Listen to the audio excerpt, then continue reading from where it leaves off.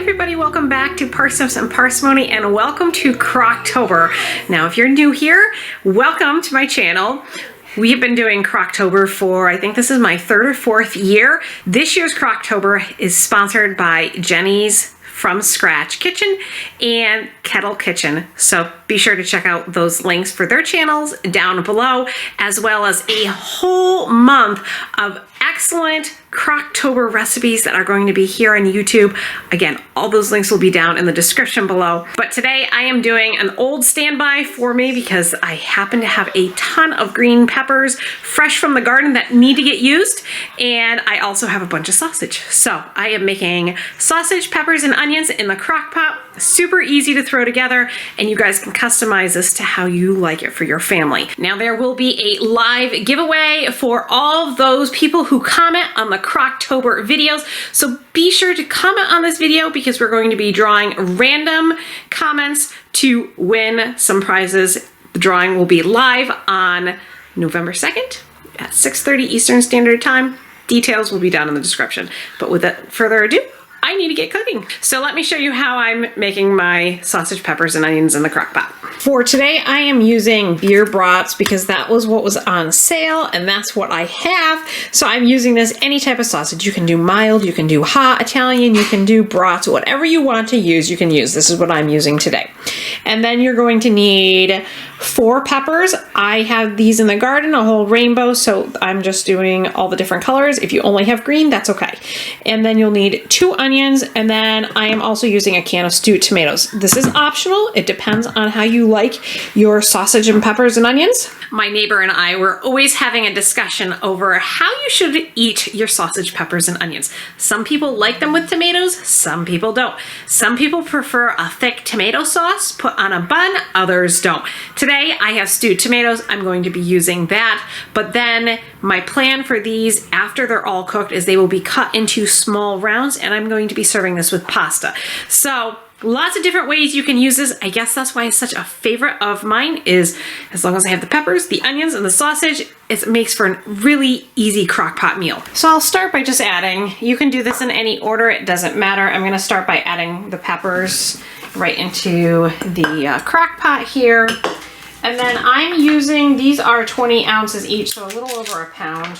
I'm using 3 packages in my recipe. There's 10 of us in our family, so I want to make sure there's enough for everybody to have one whole one and then extra. But again, I'm going to be slicing this for pasta, so it really doesn't matter. I just want to make sure there's plenty of food for all the kids. I'm going to take my onions and then just trim them up a little bit.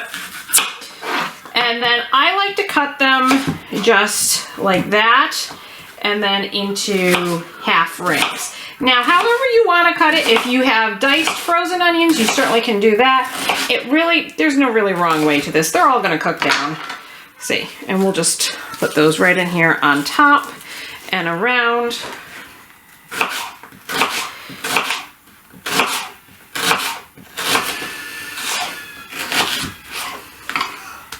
And I'm cutting these about 1/4 inch thick. Again, however you slice them is fine, but I do like to keep them a little bit thicker because by the time they cook, they're gonna be mushy and I want a little bit of onion in there. And just sprinkle those in. Oh dear, now I'm gonna cry. And then I will open my can of stewed tomatoes. These are optional. You don't need to add them. You can add them if you would like. Again, it's whatever you like for your family. I like tomatoes in mine. And then I'm just gonna pour that right over the top and let those cook down. I'm going to rinse this with a little bit of water, just a little bit. It'll help take out all of the tomato flavor, and I'm gonna dump that on top.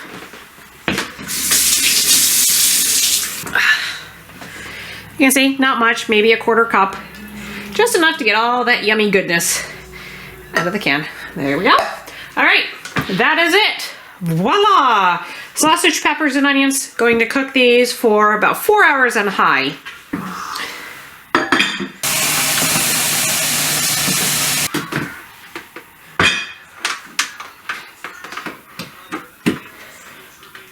So you can see how easy that is. If you have extra peppers at the end of the fall season, like I do, pick up a couple extra packages of those sausages, and then in a gallon freezer bag, add your sausage, take them out of their store packaging, and add a couple bell peppers sliced up like I did, some onions. You can put the stewed tomatoes in there, or you don't have to.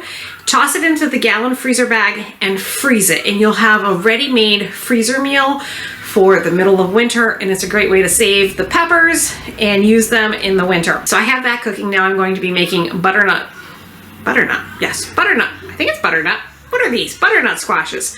I'm going to be making some butternut squash in my crock pot. Now this guy, he's got some scab. He's not going to hold up all winter just because of these growing conditions. So I'm going to wash him up. I'm going to put some holes in this so it doesn't blow up in my crock pot.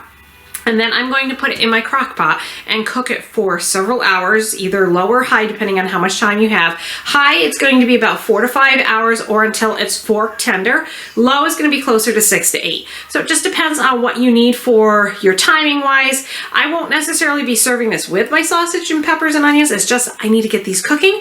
And I thought, what better way than to show you guys how I'm cooking this in Crocktober. You can use your Instant Pot to cook these. You can also do your oven.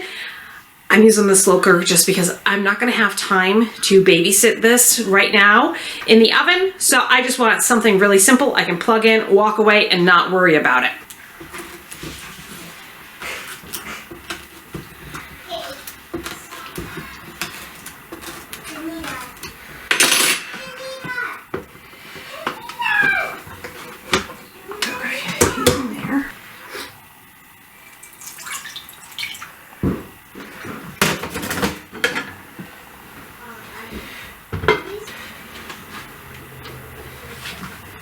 The lid is ajar on this a little bit, which is not really a big deal. I just put the water in the bottom, and if that runs out, I can add a little bit more, but it should, as long as most of the heat is contained here. And once this softens up, this lid is actually going to drop on top of it. So yes, I have this on high. I'll leave it for a good 6-8 hours. I'll check it with a fork to make sure it's tender, and then we'll cut it open, scrape out the seeds, and scrape out all of the squash, and we won't have to worry about peeling it, the scab, or anything like that. So I have my 2 crock pots. There's the sausage, peppers, and onions. And there's the squash. And I will come back later when these guys are done and show you what they look like. But the recipe, is this even a recipe? It's more like dump and go. There will be all the links for all the other channels participating in Crocktober. Make sure you check them out and comment on this video as well as all the other channels that are doing Crocktober so you can get entered into those live drawings on November 2nd. So I'll be back and show you the end result. So the crock pots have been cooking. It is now 10:30, so 6 hours? I think they've been on for 6 hours. The sausage is done, and I'm gonna turn it off for tonight. Obviously, it's late, we're not gonna be eating it tonight, but we could eat it just like that, or we could just slice it up and put it over spaghetti, which is what I'm going to do. I will tell you, when you cook sausage, peppers, and onions like this in the crock pot, the casing on the sausage loses its snap. So it's very tender. This is great finger foods for little children, toddlers, babies who are just learning to do finger foods, because the meat, just everything falls apart and it's just absolutely wonderful. So that will be perfect on pasta. And then over here you can see the squash, the lid ended up closing, and it's almost completely out of water after 6 hours, and that was about a half a cup.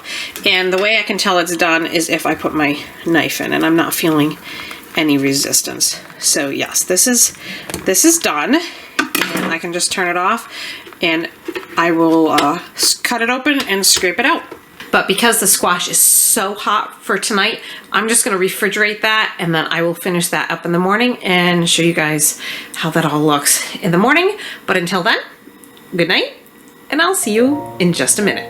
So this is what the squash looked like when I cut it open, and you can see it's just super tender.